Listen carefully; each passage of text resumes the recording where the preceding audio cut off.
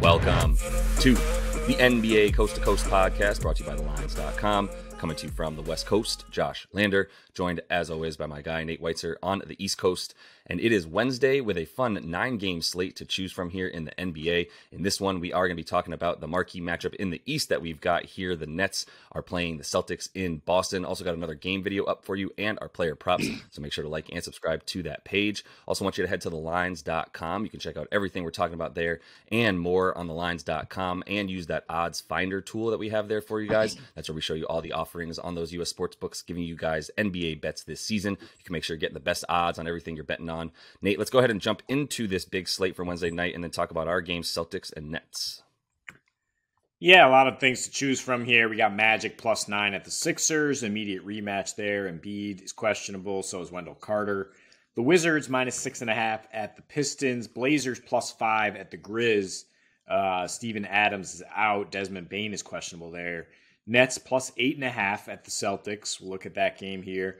Warriors looking to gain some more momentum on the road. -3.5 at Minnesota. 238 total. 244 total in San Antonio with the Kings visiting. Kings are 8-point favorites there. The Thunder, we're actually going to break down a Thunder game here today. -5.5 at Houston. Houston's going to be without Jalen Green and Kevin Porter Jr. So Raptors +3 at Utah. And then it closes with the Hawks +1.5 at Phoenix. Good Lord, don't make me pick a winner there. But yeah, Nets, Celtics, I don't know if I'm leaning towards the spread as much. I will certainly lead by saying I'd rather, per usual, take the road team to cover lately than take the Celtics to win by double digits at home. They've had that target on their back. They are now 4-8 against the spread. Their last 12 is home favorites. And a lot of these have been really close. They've been losing to the Knicks. Overtime with the Lakers. LeBron certainly feels they should have lost. If there was video review on that, or if the Lakers had saved their challenge, they would have. And you know, it's a rivalry game, and I'm hoping this total will get bet down a little bit. It's at 226.5 because these teams played. It was the first game without KD. And it was another low-scoring bruise fest, 109-98 win for Boston. The previous one, even with KD, was even lower scoring. But that was a Sunday afternoon game. You guys know how we feel about those. And since then, the Nets have picked it up, and it's not been because of their defense. It's been a Kyrie Irving-led team, and that means we're going to just be extremely efficient on offense. They are, in their last 6 here, the number one three-point shooting team by a mile, 46% from deep. They have a 128 offensive rating, and their games are averaging 240, 122, giving up 118. Their defense, which in the areas they've been bad all year, is even worse. 25th in free throws allowed on the year. Now they're 30th in the span. 27th in offensive rebound. Now they're 29th. And 26th in opponent three-point percentage. That has stayed steady. So Boston, their offense has been dropping badly in this last 6 year. They've still been scoring a lot because they had those overtime games with the Warriors and the Lakers, whatnot. And that Knicks game went to overtime too, right? Yeah. But I think this is a get right spot for them to get back to scoring at home. Their usual. I mean, even in this late struggles in January, they're scoring 119 at home and leaning on free throws, which I just mentioned. The Nets are dead last, giving up right now. They're still 3-2 to the over in those home games with that Warriors game that barely went under because of the overtime. And you look at when they have a little extra rest, the last 7, they've at least gotten to 227 with every opponent. That's 7 of 8 situations on the year. And a lot of those games are against like Miami, Cleveland, Chicago, not necessarily teams you expect to try to get up and down and score a lot. And the Nets are capable of playing that way. Before these two slugfests, I mean, it was before Jacques Vaughn, so that's a big disclaimer, but it was a 126-120 game. Tatum dropped 54 on this team. I think maybe it's a get-right spot for him because no Ben Simmons, no TJ Warren, along with KD. There's no big wings, really. The Nets are trotting out Joe Harris, Seth Curry, and Kyrie at the same time.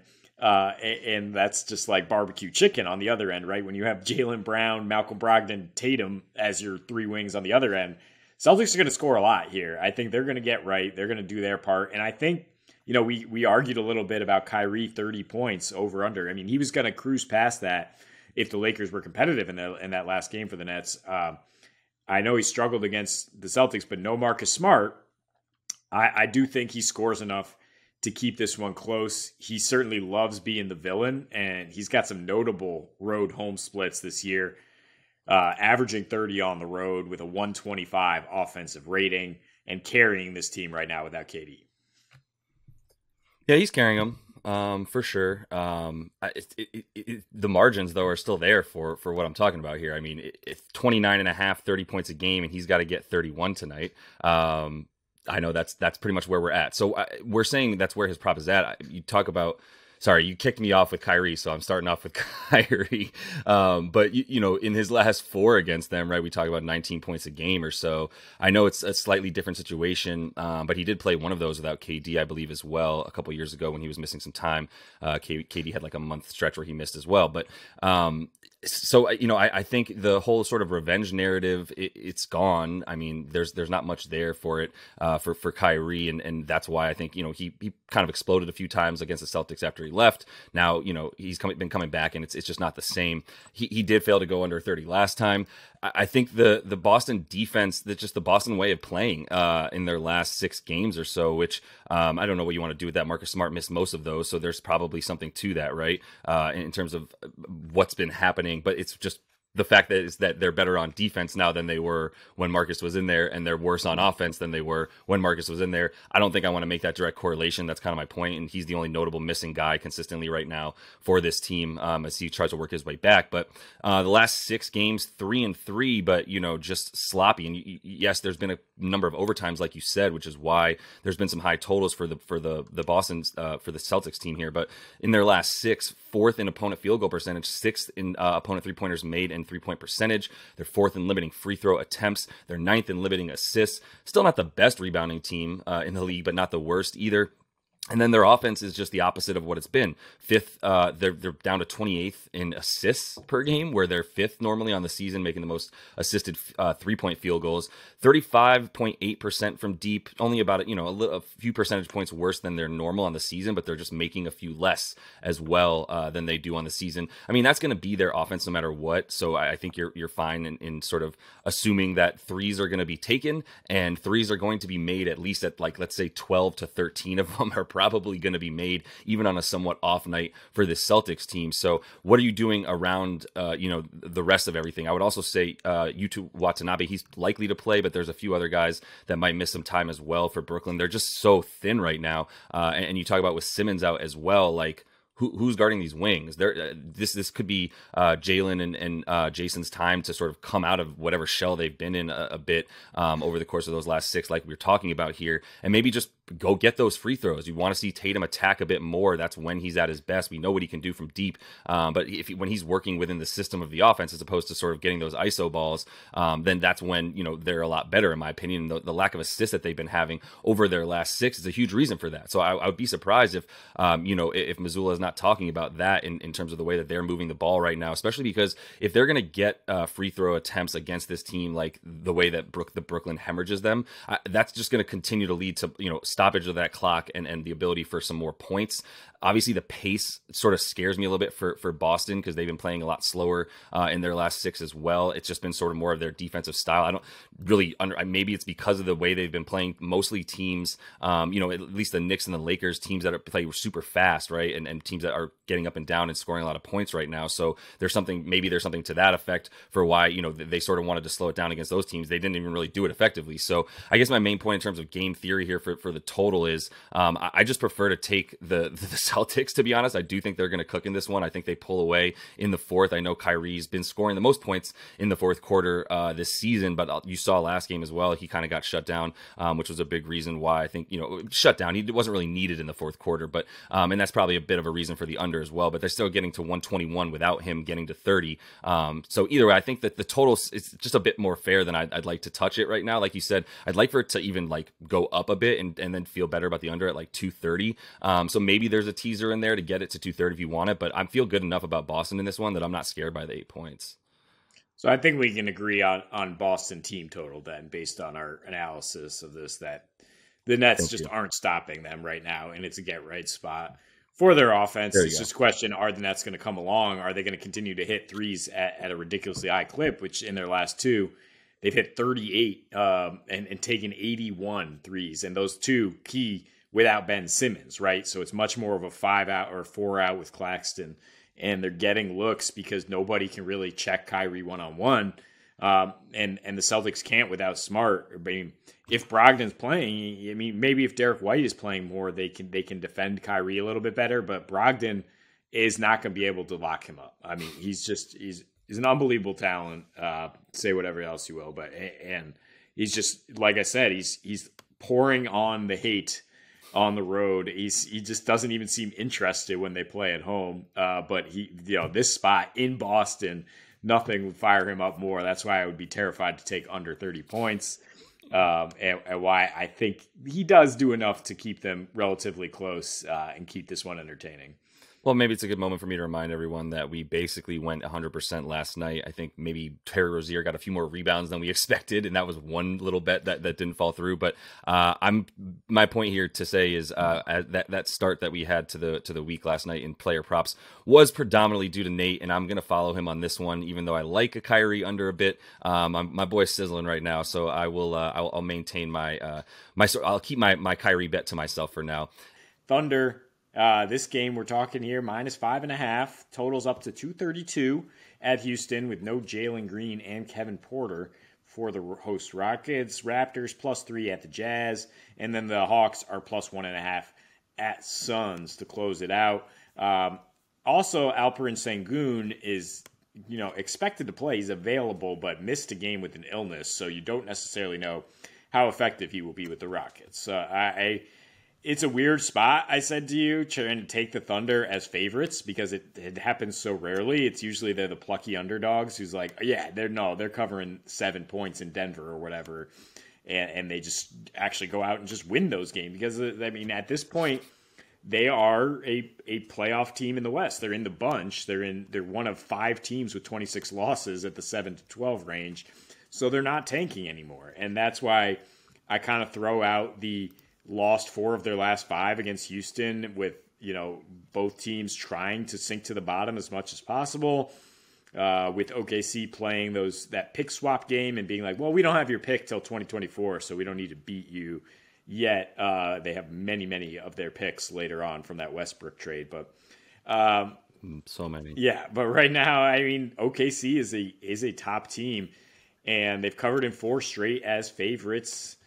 Average margin of victory is 15 points per game. Granted, all of those were at home, but all of them against pretty good teams, too. 0-3 against the spread as road favorites. That's mostly is just a situation of no sample size, and 2 of those in November. One of them at Houston, granted, but Jalen Green had to go off for 28 points on efficient shooting, which almost never happens, and Sengun had to go off for 21 and 17. For them to pull out that win, the Rockets. The good news, if you like OKC, SGA and Josh Giddey both played well. Dort and Poku, who were in the starting lineup and are inactive tonight, were awful. They're -20 or whatever, and Poku is like the human tanking mascot, whatever. They just trot him out there when they need to lose, and he's been out for a while. But in any sense, I mean, the Thunder have the best player on the floor by a mile in this matchup. I don't know how the Rockets are going to score. They do have a ton of, feisty power forwards type players. Jayshawn Tate is like a power forward masquerading as a point guard. So I think they will be scrappy here. That's why I do like the under as well. Houston is like dead last by a mile in turnover rate. And OKC's defense has been really good in the areas they need to be to limit Houston. In January, number 1 fast break points, number 1 points off turnovers, 4th in 3-point percentage, also 4th in paint points. They are allowing a lot of free throws, but Houston's kind of shifted from scoring the bulk of their points off free throws to the bulk of their points just in the paint. without Porter and now without Jalen. That's where they've been getting them because, yeah, it's guys like Tyrese and Jabari Smith trying to do the work down low. So I know Josh rolls his eyes sometimes because I suggest a teaser a lot as a way to be safer, but I think this is actually a prime teaser spot to go OKC minus 1.5 under 236. I think you can also just parlay those in any fashion, money line under, because I think 232 is a little too high when the Rockets, literally, I don't know how they're going to score with this lineup. I mean, you're getting this down to about a money line bet anyway. So like we're saying, you're a little bit afraid of the 232.5 and going under there, but I am not. That's why I would prefer the parlay in terms of the OKC. I mean, OKC by 5 is fine by me. I like the total a lot as well. I'll probably hit them both separately and then just be a bit of a coward and hit OKC money line with that total because I'm not really scared of it. Like you said, without Jalen Green and Kevin Porter Jr., not really sure where there's about to be some guards out there that should not be playing in the NBA, basically, is what's going to happen for this Houston team. So I'm not really sure how they're going to set up whatever kind of offense they normally have, which, as you said, their offense is essentially threes or layups or free throws, which is not a bad remedy for success on offense. It's just that they don't really have the players to make smart decisions enough to get to set up that offense and get quality looks from three or quality looks at the rim, etc. So without those two, dude, they're going to be fine down low. I suppose if Sengun plays, they do need him. About 5 more rebounds per game for the Rockets when Sengun's in there. They have about 3 percentage points better on their field goal percentage. They're also 2 possessions per 100 slower, obviously, just actually running through him a little bit more and getting a few more defensive rebounds and stops essentially is what they do with Sengun in there. So I think they need him to play for sure. Oklahoma City was getting a bit more of their points in the paint, not quite the case as much of late, but in terms of on the road for this team, you talk about the defense that they've been playing over their last 15.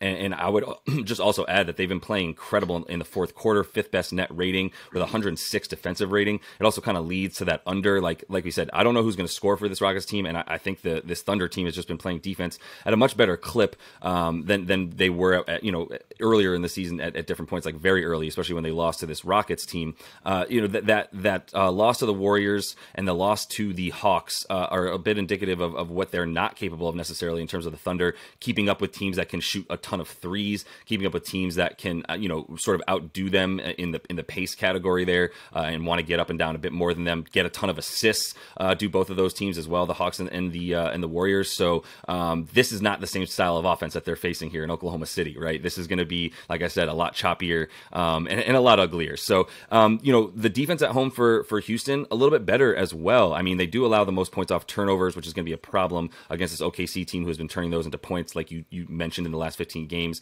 being basically number 1 at that. And they've been really good against limiting points in the paint. OKC does score the 4th most, although, like I said, on the road, a little bit worse lately, but still, that's where they're going to score because Shai just gets into the painted area at will, right? He's basically stepping on the free throw line by the time the shot clock hits 18, and you're like, how did he already get there? And so then from there, everything is just works off of that. You wish that Lou Dort being out doesn't helps the under as well. There's one less 3-point shooter for SGA to kick out to once he does get into the paint. And the Rockets have been the 3rd best opponent field goal percentage on the road, while they've been dead last in opponents' three-pointers made. So they're giving you the 3-point line a lot more. They're not giving you anything inside, and that's what I mean. In terms of OKC, that's not necessarily how they're going to be able to do their best on offense. They need to get into that lane, and they need to sort of just create space closer to the basket than maybe the other teams anyway. So with the sort of the increase of defense that we've seen from Houston at home, and the lack of offense that we know they're going to have, the great defense on the road for the Thunder throughout the whole game and in the fourth quarter, which this one might be over by the fourth quarter, so who knows if they even need that. I feel fine about the under, and like I said, I'm taking OKC at -5. I think they should win this closer to double digits, to be honest. Yeah, I mean, you said pack it in against OKC and deny that mid-range paint, which is why 4 of these last 5 meetings have gone under and way, way under as well. Also, OKC's road home splits, I mean, pace is 4 possessions slower on the road. Their last 6 have only averaged 224 against good offenses, and they've still covered in 6 straight as well. So, yeah, more reasons to like both. And, yeah, you might be a little scared of the Rockets. They're 2-2 in their last 4 after losing 24 of 25. But they beat Detroit in their last game, which is, also that's a tank matchup. We're both going for the worst record. And they only beat Minnesota thanks to 42 points from Jalen on an outlier efficient performance. They're still have a 108 offensive rating, which is one of the worst in the league, 24 to 18 assist to turnover, and only hitting 7 threes at 27%, worst in the league. So they're not going to hit a lot of threes. They're going to try to keep OKC from hitting a lot of threes. As long as we don't have a parade of free throws, this game should be going under. And there haven't been that many free throws for either team, or at least for the Thunder, quite to the extent that I thought they would be shooting a lot more free throws, to be honest, and they're not. So that also helps this game from stopping the clock, etc. Yeah, I think the under is a good play here, and I just don't see the path to victory or the path to covering for the Rockets when they're not. I don't think maybe Eric Gordon goes off for like 35, and that's the key to this. So maybe there's some Eric Gordon stuff we want to look at, and as he's honestly, when he's played without both of those guys this season, even without one of them, he's gotten a lot better, right? And he's got a couple really good games without both of those guys in the lineup this season, which has only happened about twice or 3 times, I believe. So there is an Eric Gordon world, a world where Eric Gordon kind of comes in and dashes everything we say here, but that's a bit of an anomaly for EG to be turned back the clock like that. So I think we can feel a bit more comfortable about what we've said here. Nate, let's just go ahead and jump right into our first NBA player prop for tonight.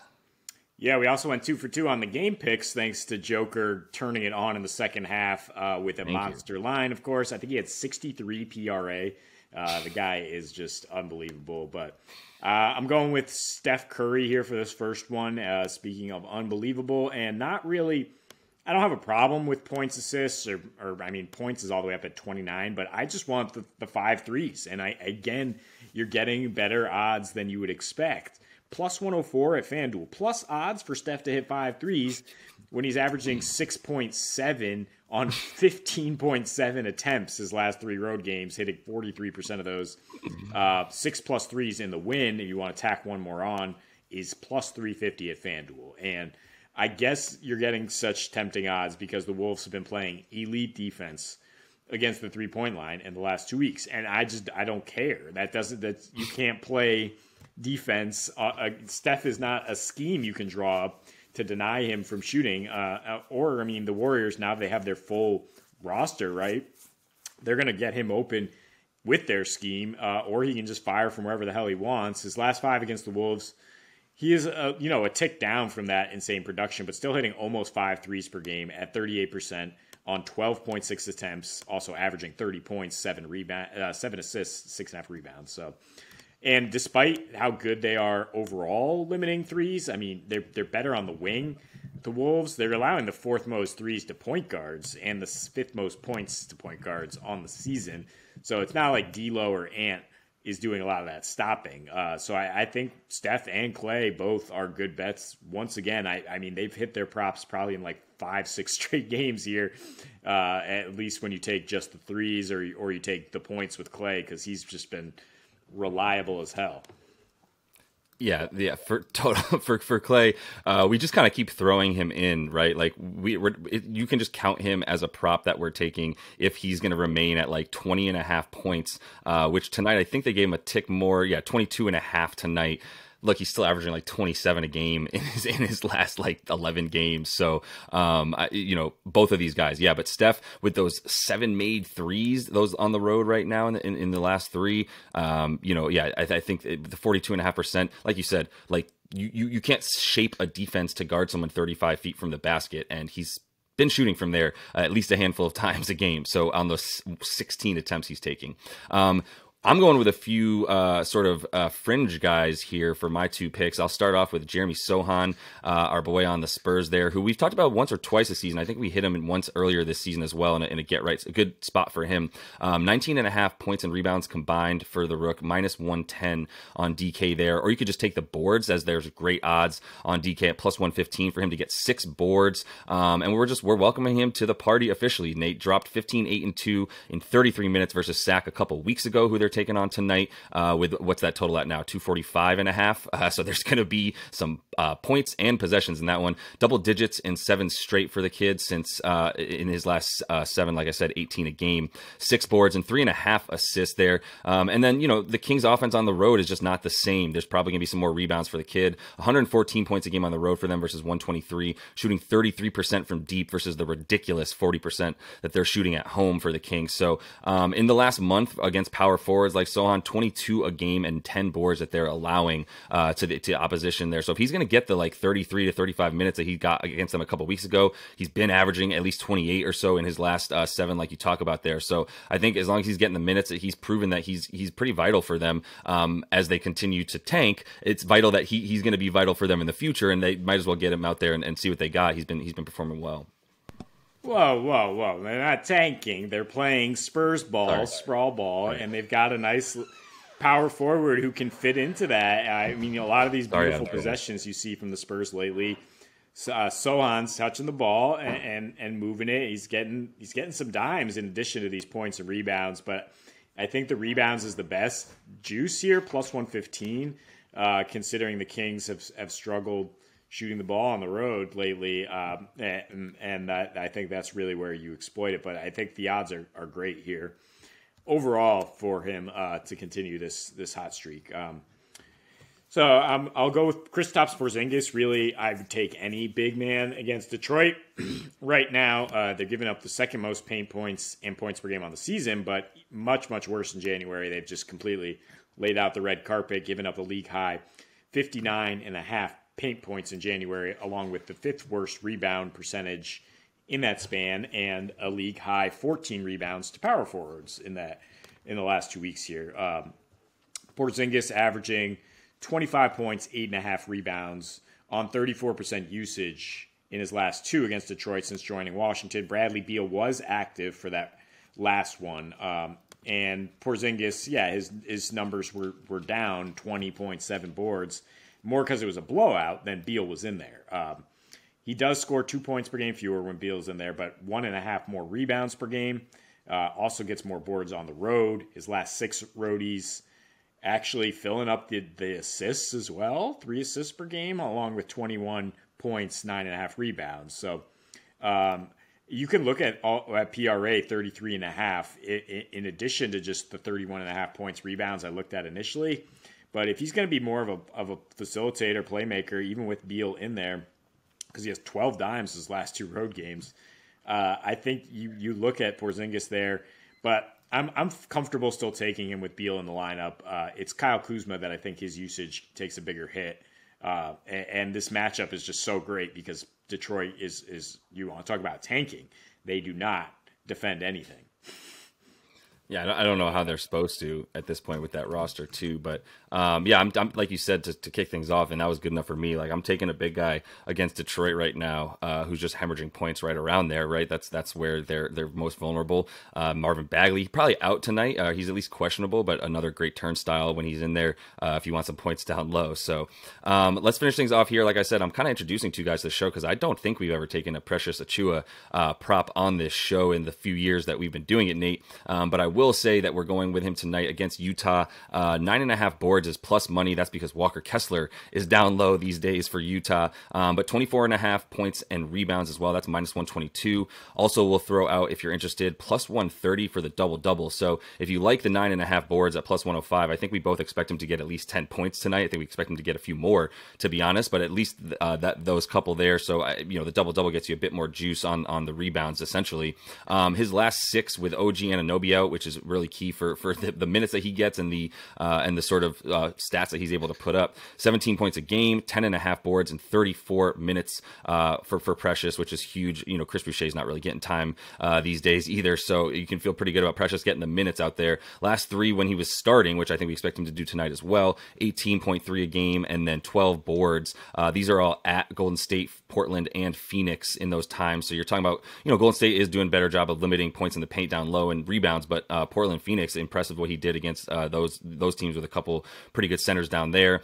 Utah in January is allowing the second most chance points, which is crucial here because they are much better in rebounding, back into the top 10 in terms of allowing opponent rebounds per game, which is really, really good. And that's a direct result of Walker Kessler being in there, because if you look at what they did in the lineup through basically December before he got put in the lineup, they were 18th in opponent rebounds per game was Utah. I know we picked on them a bunch more earlier in the season when Kessler was getting like 20 minutes or less, but finally Will Hardy was like, wait, this dude's like at least the third best player on my team right now. I need him in the game. So he's been getting a lot more minutes, but still Zubac had 15 and 12 against the kid. Kyrie, when they were against Utah, went for 48 and 11, getting down into the paint. Utah's defensive rating has been a lot worse, overall. So I think the way that Precious is playing for them in a scrappy offense that we've talked about how bad it is in the half court and relies a lot on second chance points and crashing the offensive boards, it's going to continue to be an important emphasis for Achua, and I think that's why you can continue to rely on his stats without OG in there. Yeah, I mean, stat stuffing right now when he gets the minutes, it's crazy. We're in this points league. I have Siakam and Achua side by side, and Achua is outscoring him every single night right now because he's getting more points and rebounds, and Siakam is struggling with his shot. Toronto's probably going to be a bit of a seller at the deadline, I think. So just if you do play fantasy basketball and Precious Achua is available, scoop him up. He's probably going to start the rest of the way if Toronto does deal one of those two forwards. So, it's probably going to be OG, right? His props are going nowhere but up. Maybe OG if they don't want to extend Siakam. But, I mean, that would be a blockbuster deal, definitely, if they deal with Siakam. In any case, Achua, stock arrow pointing up. Yeah, I like it. No, it's relevant here, and let that be a lesson to you all. Play fantasy basketball. It gives you little insights like this, because why the hell else would Nate care about what Precious Achua was doing if he wasn't on his fantasy team? That's a great call, because if OG does get sent away, or if Siakam, either one of those guys, then you expect Precious to get a lot more time. Like we said, Chris Boucher is in the doghouse where he lives basically with Nick Nurse, so you can continue to feel good about Precious getting those minutes.